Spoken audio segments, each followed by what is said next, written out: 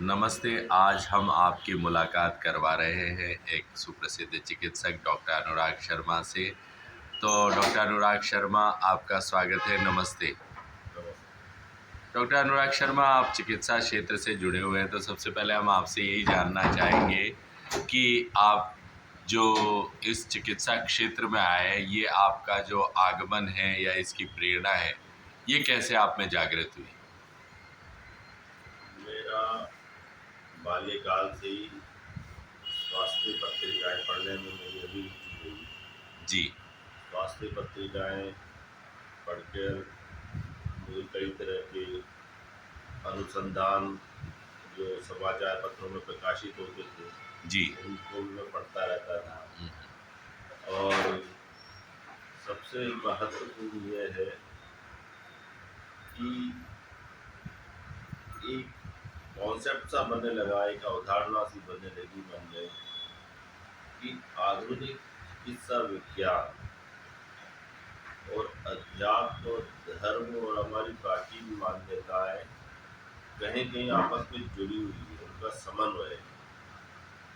तो इसी उद्देश्य से मैंने कक्षा 11 में बायोलॉजी विषय का चुनाव किया और बस एक ही उद्देश्य था कि चिकित्सा के क्षेत्र में अधिक से अधिक निस्वार्थ भाव से मैं चिकित्सा द्वारा लोगों को रोग मुक्त कर सकूं जी। और मानवता की सेवा कर सकें। मानवता की सेवा भी इसमें शामिल थी। और लोगों में भ्रम है कि आधुनिक चिकित्सा विज्ञान और आयुर्वेद चिकित्सा विज्ञान या हमारी प्राचीन चिकित्सा पद्धतियाँ जो अन्य हैं, वो जो अल्टरनेटिव हेल्थ सिस्टम्स हैं, वो आधुनिक चिकित्सा विज्ञान के विरोध में नहीं है, बल्कि वे आपस में एक दूसरे की पूरक हैं। अच्छा डॉक्टर अनुराग शर्मा, आपने एमबीबीएस कहाँ से अपना अध्ययन किया? मैंने MBBS सवाई मानसिंह महाविद्यालय जयपुर से किया। और तो वहाँ की कुछ अनुभव रोचक या वहाँ से जो आपके व्यक्तित्व की को नया आयाम मिला हो, कुछ कहना चाहें उस विषय में? वहाँ जो भी मेरे साथी थे, उन सभी से मेरा आत्मिक स्नेह अभी तक बना हुआ है, सभी साथियों से। और सभी की मेरे प्रति शुभकामनाएं, मेरी उनके प्रति शुभकामनाएं। अभी भी मैं उनके संपर्क में रहता हूँ और मिलते हैं तो बड़ी प्रसन्नता होती है। चलिए, अब ये बताएंगे कि जैसे आप चिकित्सा क्षेत्र से जुड़े हुए हैं, तो कभी न कभी ऐसा वक्त भी आता होगा जब चुनौतीपूर्ण आपको लगता हो, या कई बार ऐसा भी होता है मरीजों से भी चिकित्सक कुछ सीखता है, क्योंकि आजकल ऐसा दौर है कि मरीजों और चिकित्सक के बीच में कई तरह की दुर्घटनाएं या घटनाएं देखने को मिलती है। तो आप इस विषय में क्या कहना चाहेंगे? देखिए, आजकल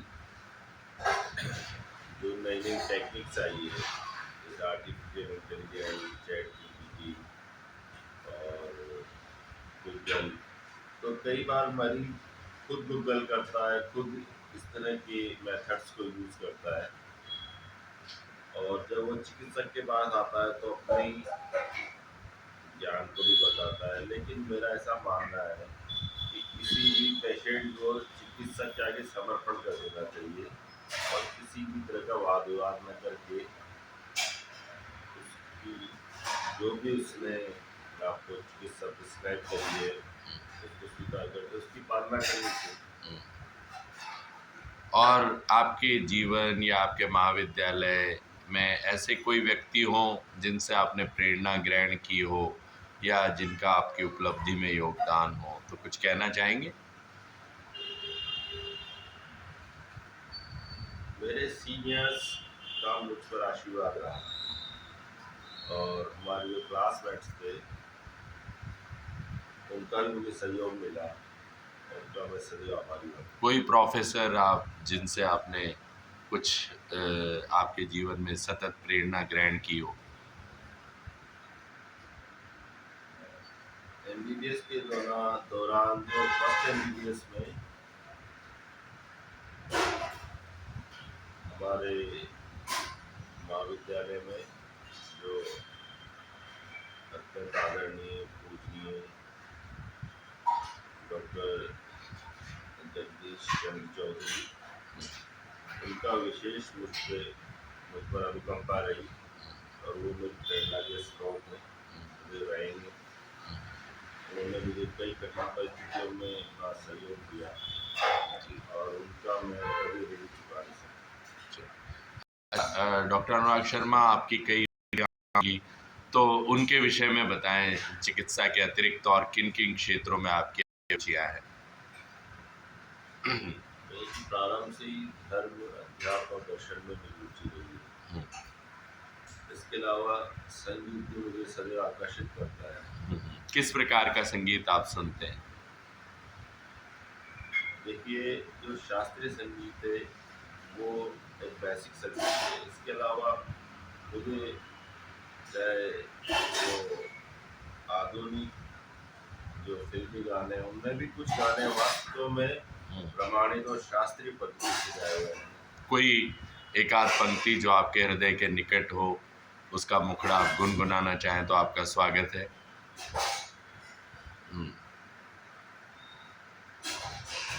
ये गीत मैं गाना चाहूँगा। हमारी चुप और हमारा लहजा कभी मिलेंगे तो बात होगी।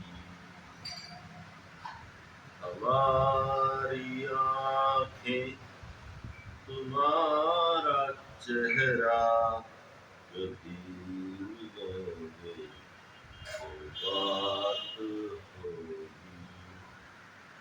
धन्यवाद। बहुत खूबसूरत, आपकी आवाज़ भी बहुत ही मधुर, बहुत ही बेस वाली है और आप निश्चित तौर पर गायन को भी अपना साथ साथ में अपना सकते हैं। खैर, अब आगे बढ़ते हैं। डॉक्टर अनुराग शर्मा, एक और बात देखने को मिलती है कि जो नए चिकित्सक अभी इस क्षेत्र में आ रहे हैं, तो उस बारे में आपकी क्या विचार है? वो ज़्यादा परिपक्व हैं या ज़्यादा तैयार हैं, या कहीं पर कुछ न कुछ उनमें कच्चापन या परिपक्वता है, या क्या, किस तरह से इसकी समीक्षा करते हैं और उन नए चिकित्सकों को क्या संदेश देना चाहेंगे आप, जो अभी नए-नए एमबीबीएस कर रहे हैं? देखिए, जो चिकित्सा है और स्वास्थ्य और जो हेल्थ से रिलेटेड ये जो प्रोफेशन है, इसमें मेरी मान्यता है कि इसमें व्यक्ति के भीतर जो सबसे बड़ी भावना होनी चाहिए, सेवा भावना होनी चाहिए। वो सेवा भावना को सर्वोच्च रखे। हालांकि धनार्जन का मैं विरोधी नहीं हूँ, लेकिन सेवा भावना को सर्वोच्च रखे। धनार्जन तो स्वतः ही हो जाता है। और मेरा मानना भी यही है कि अधिकांश चिकित्सक के मन में सेवा भावना ही होती है और कई जगह व्यर्थ में चिकित्सकों को बदनाम किया जाता है कि ये धन के लोभी हैं, इस तरह की। इस चीज़ को मैं नहीं मानता और हमारे जो जूनियर से आ रहे हैं वो सभी सेवा भावना से बहुत अच्छा काम कर रहे हैं। तो आपने उन्हें प्रेरणा स्वरूप ये बात कही। आजकल एक और बात देखने में आई है कि चिकित्सकों पर कई बार हम देखते हैं कि मरीज या फिर उनके परिजन लोग अपशब्दों का या मारपीट का करते हैं। तो इस बारे में आप क्या सलाह देंगे? एक आम नागरिकों को क्या संदेश देना चाहेंगे? किस दृष्टिकोण मैं से? आम नागरिकों से ये अपील करना चाहूँगा कि वे किसी भी चिकित्सक के पास जाए तो उसे सम्मान दें, आदर दें। वो सब परिवार को छोड़कर आपकी सेवा कर रहे हैं तो उनका सम्मान करें चिकित्सक का। और चिकित्सक में भी मैं चाहूँगा कहीं कहीं सहनशीलता बढ़े। वो रिएक्ट नहीं करें, उसे ओवर रिएक्ट नहीं करें। अगर कहीं भी गाली गलौज हो जाता है तो ये अपने विवेक के द्वारा इस समस्या समस्या का समाधान करना चाहिए दोनों ही पक्षों को। चलिए, एक और बात, आपके क्षेत्र में स्वास्थ्य संबंधी चुनौतियां भी बढ़ रही है, तो क्या कहना चाहेंगे लोगों से? अच्छे स्वास्थ्य के लिए क्या सूत्र, 4-5 सूत्र अगर आपसे पूछे जाए तो क्या कहेंगे? सबसे बेसिक चीज़ तो मैं बताऊंगा कि व्यक्ति की मेंटल हेल्थ अच्छी होनी चाहिए, मानसिक स्वास्थ्य, वो प्रसन्नचित रहे, शांतिपूर्वक का जीवन बिताए, खुश खुश रहे। दूसरी बात मैं ये कहना चाहूँगा कि 6 से 7 घंटे की गहरी नींद लें, समय पे भोजन करें, समय पे वर्कआउट करें, किसी भी तरह का व्यायाम प्रतिदिन करें, कम से कम आधा घंटा। तो ये सामान्य सी बातें और मैं समझता हूँ सभी को पता है बातें, तो उनका पालना करें दृढ़तापूर्वक। चलिए, तो और इस समय देखिए चिकित्सक, श्रावण मास भी चल रहा है, तो आप धर्म अध्यात्म क्षेत्र से भी जुड़े हुए हैं और पर्यावरण प्रेमी भी है, संगीत प्रेमी भी है, साहित्य, संगीत, कला तीनों क्षेत्रों से जुड़े हैं। तो क्या कहना चाहेंगे अभी श्रावण मास में? श्रावण मास में हमारे भारतवर्ष में ये मान्यता है कि शिव जी की पूजा आराधना या किसी भी तरह का अनुष्ठान करने से एक तरह का घर में सुख संपत्ति, शांति और सभी तरह का वैभव आता है। तो मैं इसका विरोधी नहीं हूँ और विरोधी होना भी नहीं चाहिए। जो परंपराएं उनको मानते हैं, तो आप जो शिव जी के जल चढ़ाना, जो काम करना, वो करते रहिए। और ये हमारे जो प्राचीन रिचुअल्स हैं उनके खिलाफ मैं नहीं हूँ। और मैं समझता हूँ यदि व्यक्ति में आत्मविश्वास की कमी है तो उसको अध्यात्म से जुड़ना चाहिए। अंत में हमारे दर्शकों से, आपके चाहने वालों से कुछ अपनी ओर से कुछ कहना चाहे? यही कहना चाहूँगा सभी व्यक्तियों से कि जीवन में क्षमा को अपनाएं, और क्योंकि आपके जीवन में कुछ व्यक्तियों ने आपके साथ गलत किया तो उनको क्षमा कर दें, क्योंकि आप भी ईश्वर से यही चाहते हैं कि ईश्वर आपको क्षमा कर दे। गलतियाँ सबसे होती हैं।